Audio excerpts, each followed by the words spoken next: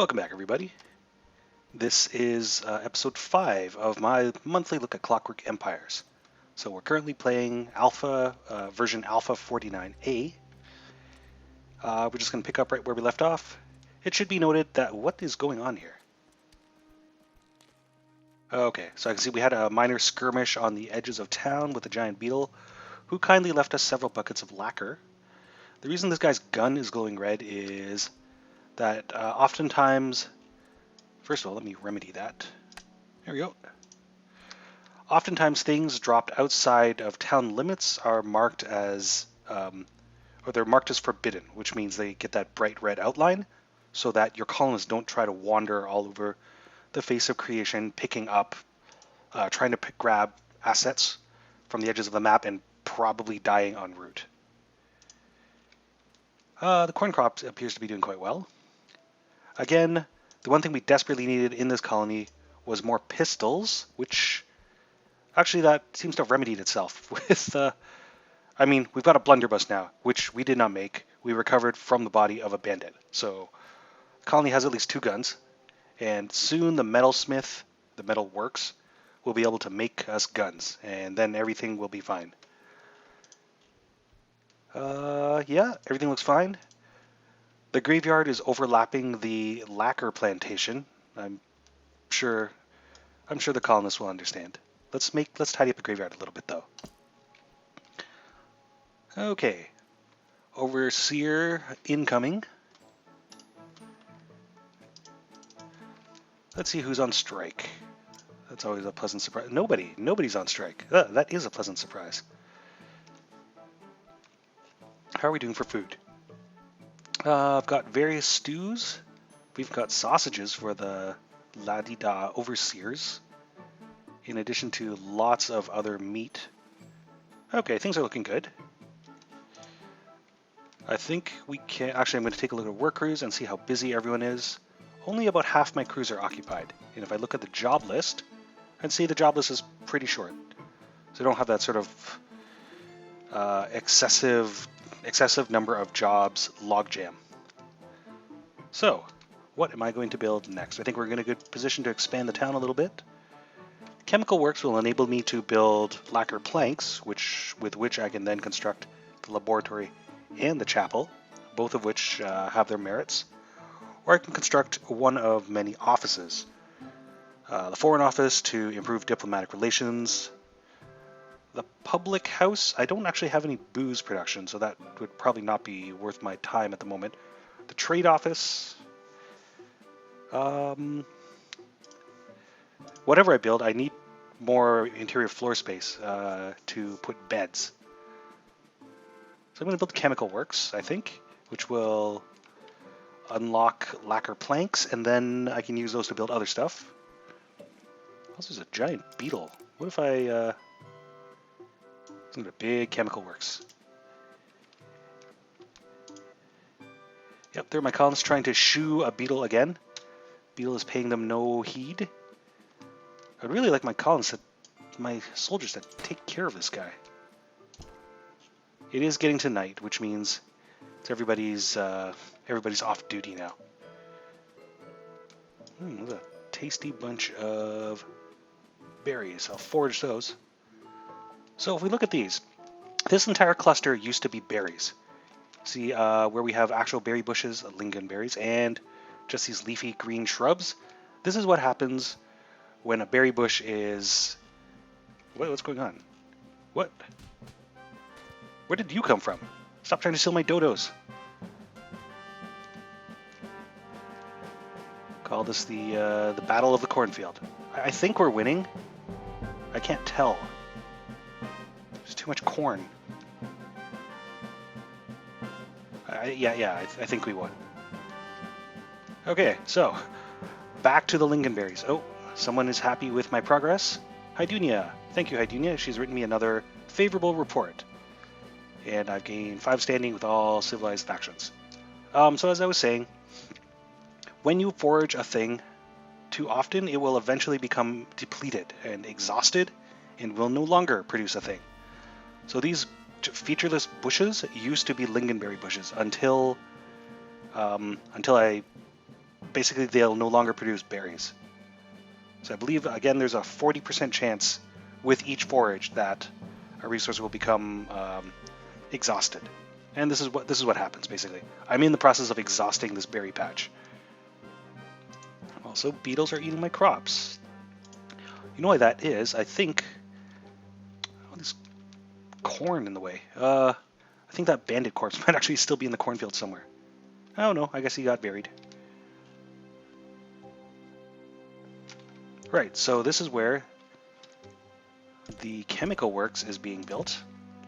What the chemical works will definitely need is at least one chemistry workbench, so the chemist can do his or her thing. I guess I'll put in a chalkboard as well. And then also I will take the opportunity to build some beds. The chemistry workshop will need a workbench and a chalkboard, so I'll queue those up at the carpentry. Carpentry, chalkboard, chemistry workbench. And now I will also place some middle-class beds in here. 1, 2, 3. I can probably jam one more in here, 4. So again, back to the carpentry. Order these built. How are we doing for wood? We're short on planks, but we do have a fair amount of logs. I think, though, I'm going to order the carpentry to maintain a higher a higher standing order for planks. That said, we're clearly deforesting the immediate area. We'll be okay, but we're going to have to range farther and farther. So, chop these down. How are we doing for stone? 12 in stock, but none being actively quarried, which means we will consume our remaining stone stock very quickly. So I'm going to designate these for quarrying. I think we're okay. Actually, we've got some spare sand. Who's on? Oh, let's see. Lots of people on strike. Rowena Top, who is in charge of the kitchen. That's a problem, because that means our colony has no food production. Drusilla Gaslug, who is not in charge of anything. I guess that's fine. We'll tolerate this for 1 day. And if they continue striking into a second day, I'm going to have to swap out the active overseers. Hopefully it'll be okay. We do have the corn harvest in. So we do have several days stockpile of cooked food. And if that becomes exhausted, we have a fair supply of raw food. So we can probably survive. Hopefully we can outlast the kitchen workers' strike. In the meantime, still waiting on the metalworks to... Oh, somebody's built the smithing forge module, and now Pansy Rivet has come to install it. And you'll see that once this has been installed, now we're able to produce a great number of other things. So the thing we were going to produce was pistols, which... wait a second. There we go. I just had to close and reopen the window to refresh what was available. So, 3 more pistols. I've got 2 immigrants. I'll deal with you later. Now each pistol requires actually just ingots. So as long as we produce a steady supply of ingots, we should be able to make these pistols automatically. And I've asked the metalworks to maintain a minimum level of 3 iron ingots at all times. And we have a small amount of hematite ore, but we have too many windows. Oh, I've got a letter of congratulations from the ministry for meeting or exceeding 30 colonists. For my efforts, I receive a commemorative bar of gold, which is being airdropped in. There we go. There's a bar of gold. So the metalworks should be working on making pistols. The mine is producing hematite for the metalworks, and soon all the soldiers in my military will be armed and we won't have to put up with those filthy bandits stealing all our stuff.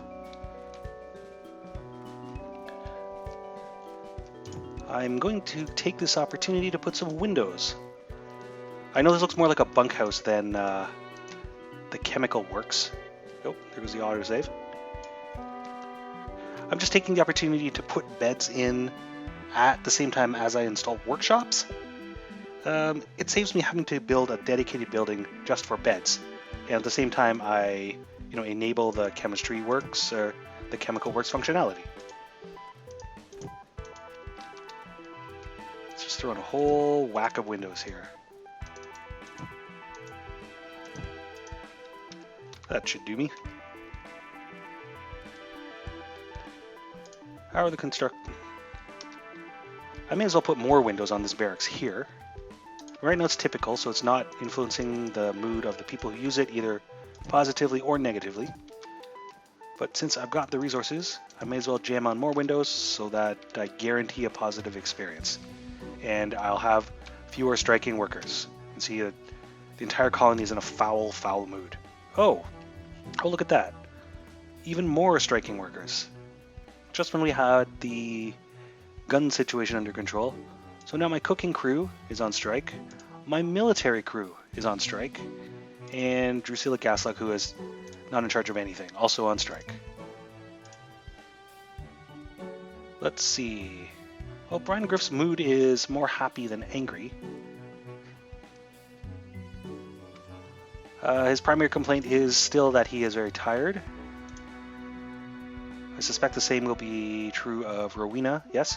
So we can look at the things, the feelings or memories that influence personality.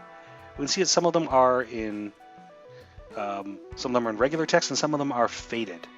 These have memories will fade over time.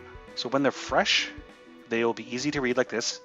As time passes, they'll become increasingly dim until they're gone from a colonist's recent memory and no longer affect their personality. For instance, at the end, I've got a new overseer. Thank you. Where did all these notifications come from? Take that new overseer. My relationship with the République Mécanique has gone down. That's just a spontaneous world event.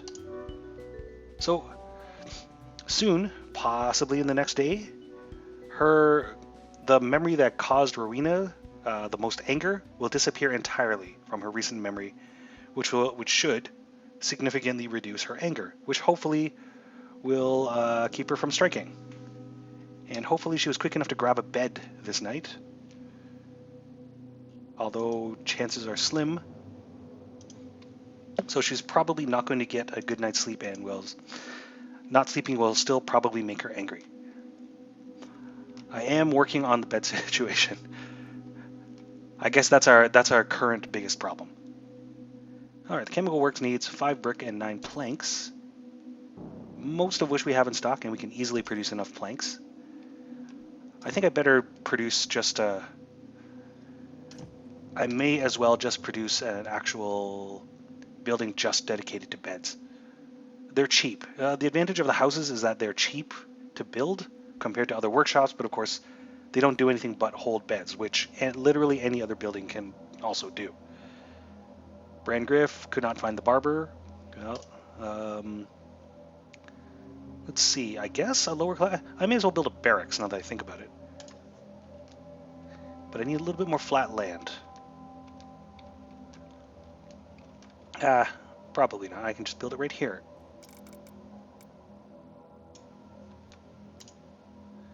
Oh, what is this? This notification here. Spiritual colonists bemoan lack of a chapel. My colonists want a chapel. Well, I would like to build you a chapel. I could refuse, which will make them angry, which is a problem because people are already plenty angry. I could promise to build them a chapel, but if I don't build them one in a timely manner, that will also make them angry. Now, I do have the resources to begin making a chapel, so I'm going to promise to build a chapel, but it may not be in a timely fashion, because I don't have a lot of lacquered planks. Let me finish off this barracks. I'm going to say this barracks will have a bunch of cots in there. That's 5 so far. 1, 2, 3, 4, 5. All right, who's on strike today? Well, good news, the kitchen crew is no longer on strike. So we've got food production started up again. Bad news, the military is still on strike. And now, the ironmongers have gone on strike. Which means we're not getting those pistols. Okay, time to do what bureaucracy does best. I'm going to shuffle some crews around. I'm okay with the military being on strike, actually. They'll still hang around with guns. But I really want to get this metalworks up and running. So, metalworks, you are no longer assigned to Mildred Bronzeburn. You are now under the purview of Drusilla Gaslug. Mildred Bronzeburn, you can just go ahead and do nothing. You can be on strike and not do the thing you're no longer assigned. Okay, never mind. You know what I was trying to say. Alright, Chauncey Steelsley is steaming ahead with the chemical works. So I think we're still doing okay for resources. As I was saying, as I attempted to say, right before I was interrupted by about 5 things, we've got some sand. I may as well take some time to turn it into glass in the ceramics workshop. And then turn that glass into bottles. And with the bottles, I can make berry preserves here in the kitchen, which is a high quality food. It will make my middle class overseers happier. And it also, if I ever get around to building a trade depot, it has a high trade value. Now it needs a lot of resources. Not just berries and sand, but also labor, so work time. So its value represents the amount of effort that goes into making them. Or ideally it should. I mean, all of those values are still in flux.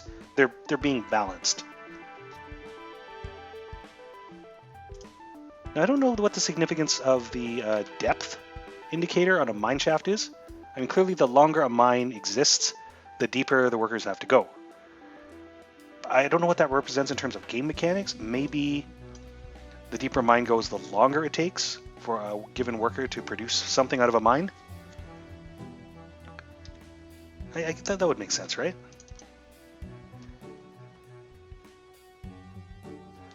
Alright, let's double check the commodities here. Wood, good. Stone, okay.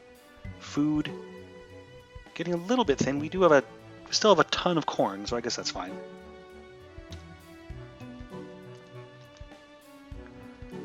The stockpile is a happening place. I might consider setting up a new one, actually. I'd like to set it up in this gap between the buildings, but of course, thanks to somebody not being able to read a surveyor's map, someone raised it into a hill instead of flattening it into a plain. Chemical Works is kind of done.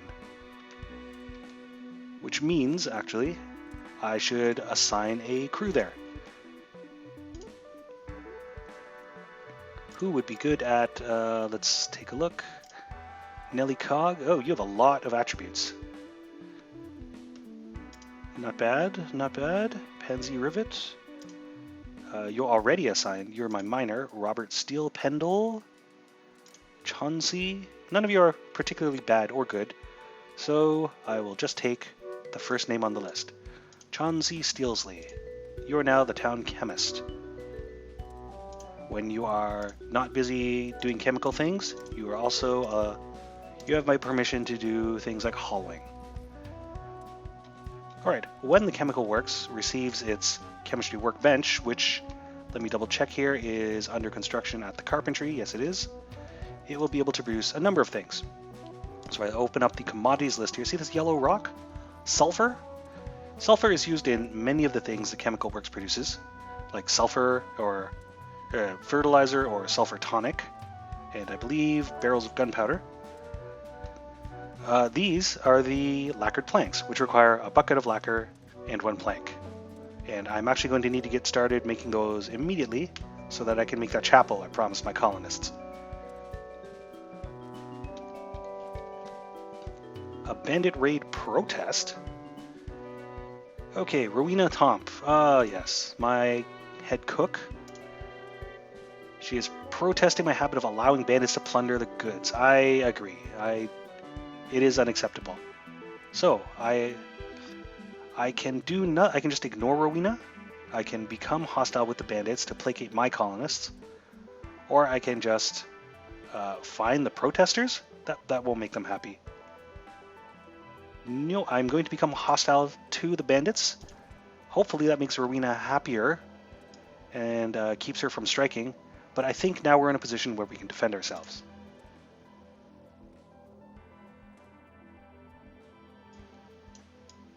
So let's take a look at Rowena. She's pretty moderate in most of her emotions. At least the chances are she will not be striking anytime soon. Oh, who's on strike today? The carpentry. That will be a mortal blow to our production capacity. So we'll see what their mood is like in the morning. Mildred Bronzeburn, also on strike. Her mood seems to be improving though, so hopefully she will also not feel like striking come the new day. Hey, look at this, we've got some glass bottles. So I can ask the kitchen to produce some berry preserves. I've got a fair amount of lingonberries. Lingonberries, and I don't have a lot of blackcap fungus, so I'm not going to bother bottling those. Actually, I could probably make tinned meat. Nah, we've got enough luxury foods for now. Farmer stew requires 2 different vegetables, I believe. And berry medley requires 2 different types of berries, and so far we've only found 1. So there's a variety of berry types in the game. I mean, those red ones are the most common ones, lingonberries. Although okay, so this is a bush that we will be able to forage it in future. This is a bush that will no longer produce berries. Anyway, the red ones are lingonberries. There are Saskatoon berries, which are purpley blue, but those are typically only found on the steppes biome, which is kind of elevated grassy plains. Oh, I've got a new overseer, and the barracks is complete. Okay, it looks like striking is down to a minimum today. Only the carpentry, only my single most vital workshop. Alright, I'm going to need to get a new crew in on that. Mildred Bronzeburn, I guess. You are now the carpentry crew. Jesse Allen, you can go strike somewhere else. I've also got 3 immigrants, and that reminds me, I've forgotten to assign my new immigrants. Probably doesn't need another one. They're probably okay. The kitchen's probably okay with that amount. Military crew number 1. Chemistry's probably okay with that many workers. Let's see, the metalworks, you definitely use 1 more. Mine, definitely use 1 more, and then I'll just distribute the remaining immigrants to other crews. And what's this? A hostile fish person is... Oh, several hostile fish people. Get him, Narek. Bran, uh-oh. Bran is near death. No, no, oh, that was a very close one. Oh my goodness. Bran desperately needs the attentions of the barber. Is he going to catch one from this fish person? No. Okay. Let's butcher these fish people, get their corpses out of the way. Let me just double check that the barber shop is not on strike. Is this the barbershop? Oh, huh. Well, no one's going to visit the barbershop if we have no barber. All right, Johan Berkovic, you are now the town barber. I believe you'll, Brian Griff will be calling on you quite soon. Huh. I didn't realize we hadn't assigned a barber. All right, let's get some windows on the barracks, so it's not a terrible place to sleep.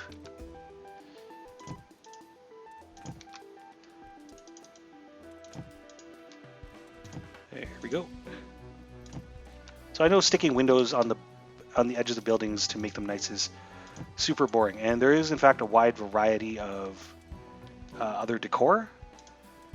It's just easiest to build windows because they don't occupy any floor space and they can be built on site.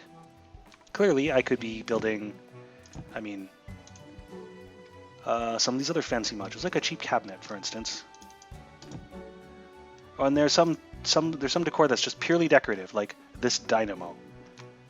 Has no function in the game right now. And in fact I can't even place it. How does this work? Nope. Okay, let's say this is grinder. Grinder must be completely inside. So a lot of these modules, they're purely decorative for now, but they're intended for future use. Bandits arrive. 5 bandits nearby. Well, we'll be shooting them on sight.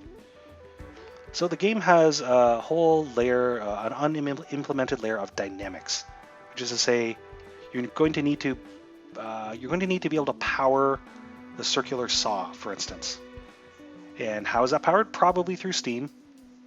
And you'll need probably a dynamo. There are other powered things like electricity, accumulate electricity. I believe there's a macerator unit. Things like that. Machinery. Why? A boxed cot. Fair enough. Why were you bringing it all the way in from out here? Who the heck ran all the way out here? Oh. What? Huh. Someone took a long field trip up to what is apparently an abandoned bandit camp. How are we doing for weapons? We still haven't produced a single new pistol yet. And why is that? Drusilla, I need to speak with you. Drusilla Gaslug. Make pistol. Okay. Oh. We will soon have pistols. I was going to say, I want to send my military over there to scout out this bandit camp, and if it is indeed deserted, then I can send my colonists over here as well to loot all their tents. But before I do that, I want to make sure my military has guns. And of course I was waiting for the metalworks to produce some. Our first shiny new pistol. Right into the bucket of lacquer. There we go. If anyone's seen the movie The Other Guys with Will Ferrell and Mark Wahlberg, it's kind of a running joke in that one of the two buddy cops loses his real gun privileges for being reckless, so the police captain assigns him a wooden gun just so he can practice trigger discipline and stuff. But he keeps on getting that gun, he keeps on losing that gun to criminals. So the criminals keep on returning his wooden gun to him, and eventually they start sanding it down, and at one point they actually lacquer his wooden gun, so it's nicely varnished.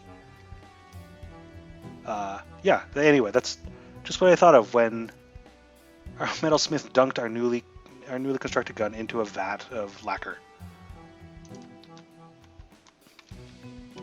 Okay, so we've got a whole lot of cots here,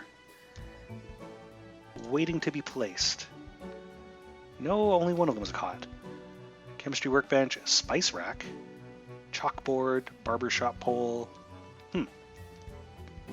Fair enough. How are we doing for resources? We're completely out of planks, but we do have a fair amount of wood. I believe that's because the carpentry went on strike, and I had to replace them.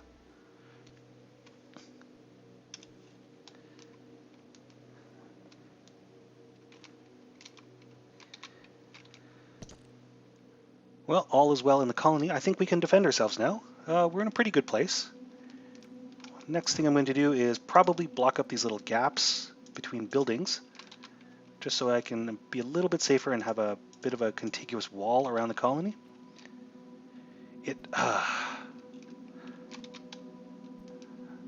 I'm not going to be able to fence off that hill, unfortunately. This will do for now, I think. Sydney Goldensolder, not able to locate a barber. We have beetles. Haha. Eat all the corn you want, you jerks. Yeah, that's right. You caught us right after harvest.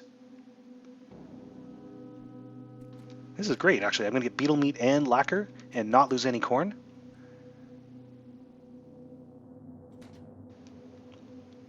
And we get to test out our shiny new guns. Get them, Narek. And everyone gets busy stomping beetles.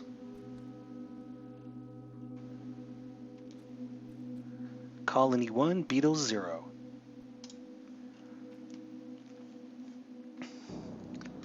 So I think I'll cut this episode off here. As we can see, at this point I've played about 2.5 hours. This is about 2.5 hours playtime into, well, you saw me start the game afresh. There's still a little bit more to build, so I'll probably play one more episode. And by then, hopefully I'll have built a lab, and maybe I'll finally get on that chapel. Speaking of which, I should probably queue up lacquer planks here in the chemical works. Again, I've got no planks, but those are easy to make, and I've got the logs. But I do have a ton of lacquer, thanks to all the beetle attacks. So I'm going to queue up a bunch of lacquer planks. Let's say we always want to make a minimum level of 3 lacquer planks. Maybe we'll also make some sulfur tonic, just because we happen to have some. I don't believe sulfur fertilizer actually does anything in-game yet, so I'm not going to bother making any. So we're set for the future. We're producing the prerequisites for the laboratory and the chapel. And yeah, I think we'll leave it there. So the game is Clockwork Empires. This was my monthly look at the Stable Branch release. My name is Alfred. The game's it is in early access, so you've probably seen some bugs, no pun intended, har har. And also there are balance issues and a ton of features that haven't been implemented yet. I'm still looking forward to the biomes update, which should be soonish. But probably one of the next upcoming experimental releases. Thanks very much for tuning in this time. I will see you guys next episode.